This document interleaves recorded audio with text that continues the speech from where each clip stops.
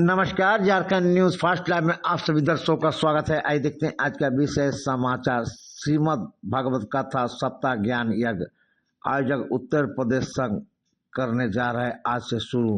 इसकी कथावाचक होंगे परम पूज्य जगदीश भूषण मिश्र जी महाराज, प्रतापगढ़ अवध वाले।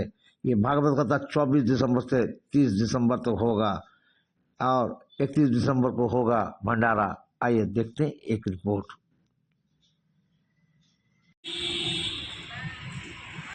में आमूल चूल परिवर्तन करने के उद्देश्य से बच्चों में शिक्षा के साथ भागवत कथा सप्ताह लगभग 18 वर्षों से यहाँ हो रही है। इस वर्ष इस श्रीमद् भागवत कथा के परम पूज्य जगदीश भूषण मिश्र जी महाराज हमारे जो है वो प्रवक्ता होंगे। जो पिछले साल भी आप सबने देखा होगा कि बहुत अच्छे ढंग से इन्होंने भागवत कथा को संपन्न कराया। इस वर्ष भी इन्होंने अपनी अनुमति दी और उत्तर प्रदेश संघ के आग्रह पर वो पुनः यहाँ पर पधारे हैं। ये भागवत कथा में अलग अलग दिवस में अलग अलग ढंग के चरित्र होते हैं। उसके बारे में तो मिश्र जी ही कुछ बताएंगे, लेकिन सामान्य तौर पर हमारा जो उद्देश्य है इस भागवत कथा सप्ताह संपन्न कराने का, यह है बच्चों और उनके गार्जियन में संस्कार को इनकलकेट करने की एक व्यवस्था है।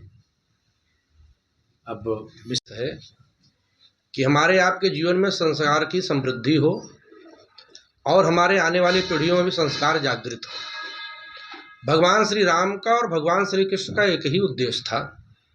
भगवान श्री राम पढ़ने गए, जबकि उनके रोम रोम में चारों वेद समाहित थे।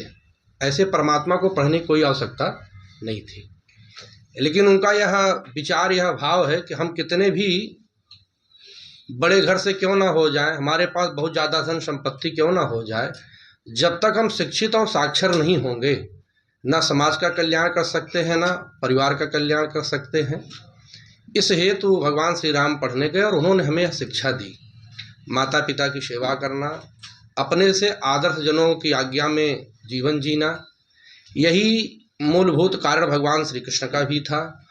जब जब धरती पर अनाचार दुराचार बढ़ा है तो भगवान प्रागट्य लेकर के अनेकानेक विविध रूपों में अवतार धारण कर लीला के साथ साथ उन्हें एक शिक्षा भी दे गए कि जब भी हम आप इस जगत जीव में आए तो संस्कारिक होकर के अपने परिवार के संग में, समाज के संग में, क्योंकि यह कथा एक उत्तर प्रदेश संघ के द्वारा आयोजित है और भगवान के जितने भी अवतार हुए हैं उनमें से जो प्रमुख अवतार हैं उत्तर प्रदेश में ही हुए हैं। उत्तर प्रदेश का एक अपना महत्व है। भगवान राम भी यहीं आए, भगवान कृष्ण भी यहीं आए और हमारे जितने भी तपस्थली तीर्थ हैं, प्रायः प्रमुख तीर्थ सब उत्तर प्रदेश में ही हैं। और इस समय तो 2025 का महाकुंभ प्रयागराज में सजा हुआ है, वहाँ भी हम लोग चल करके दर्शन करें और विश्व के सभी संतों का दर्शन लाभ प्राप्त कर अपने जीवन को कृतार्थ करें। यही हमारा उद्देश्य है कथा कहने और सुनने का, कि आने वाली पीढ़ी और जितने भी लोग हैं उससे शिक्षित हों, लाभान्वित हों।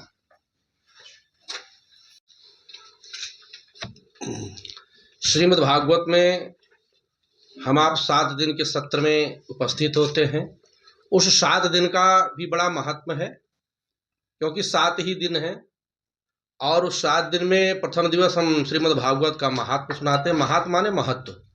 जैसे हम किसी भी कार्य को करते हैं, जब तक उसके से गोकर्ण और धुंधकारी के उपाख्यान को श्रवण करके अपने जीवन को कृतार्थ करते हैं। जिन्होंने जीवन में केवल पाप ही पाप। द्वितीय दिवस के कथा में परीक्षित जी का पावन चरित्र, जो श्रीमद् भागवत के मुख्य श्रोता हुए, और कपिलोपाख्यान का सुंदर ध्यान है। सांख्य योग के प्रणेता हुए यम नियम आसन प्राणायाम का पावन चरित्र है। ध्रुव प्रहलाद चरित्र के चरित्र से हमें यह शिक्षा लेनी चाहिए, भगवत प्राप्ति के सुंदर जन्मोत्सव की लीला, राम और कृष्ण के परम चरित्र का दर्शन करते हुए अपने जीवन को हम कृतार्थ करें। फिर श्रीमद खष्टम सप्तम देव संपूर्ण भगवान श्री कृष्ण का चरित्र का गुणानुवाद गाते हुए मंगलमय कथा को प्रणाम करके हवन और याज्ञिक विधान के साथ प्रसाद ग्रहण करके अपने अपने जीवन को कृतार्थ करेंगे। जय श्री राधे। अच्छी भागवत कथा कहते हैं उतनी ही अच्छी राम कथा भी कहते हैं। तो चूंकि अवध क्षेत्र के हैं तो वहाँ के लोग ज्यादातर राम कथा भी कहलाते हैं। और पिछले साल जो भव्य उद्घाटन हुआ था उसके बाद यहाँ जो कथा हो रही है, भागवत कथा तो हो रही है लेकिन श्री राम कथा का भी पुट उसमें रहेगा। महाराज जी कथा कहने और भागवत कथा कहने के एक ही उद्देश्य है, ज्यादा से ज्यादा युवा पीढ़ी को जोड़ा जाए अक्सर और उनके जीवन में संस्कार दिया जाए। और कथा सुनाने का एक ही उद्देश्य है कि इसमें संस्कार से भरी हुई सारी कथाएं हैं। भगवान श्री राम और भगवान श्री कृष्ण की लीला का यही चरितार्थ है। उन्होंने जीवन में लीलाओं को करते हुए प्रत्येक युवा पीढ़ी को संघ में लेकर के, भगवान श्री राम भी जब बन गए तो अपने संग में, अपने साथियों के संग में, मित्रों के संग में, कोल भिल्लों के संग में, उनका एक ही उद्देश्य था तो लोगों का जीवन संस्कारी को, चाहे संत महात्मा के रूप में आए हों, चाहे वहाँ के बंचर लोग या जंगली की भाव से जो भी जंगल के सहवासी थे उनके। शुक्रवार को हम लोगों का लास्ट डे था।